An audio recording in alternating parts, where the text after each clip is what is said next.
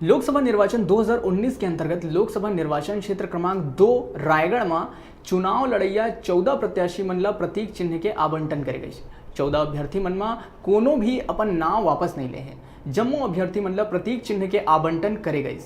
रायगढ़ ले digital reporter संतोष पुरुषवानी की report.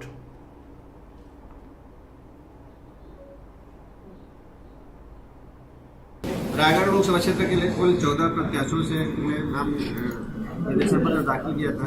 समीक्षा के दौरान कोई भी नामांकन पत्र खारिज नहीं हुए हैं और किसी भी अभ्यर्थी ने अपना नाम वापस नहीं लिया है। इस प्रकार से रायगढ़ लोकसभा क्षेत्र से अभी चुनाव मैदान में कुल 14 उम्मीदवार हैं।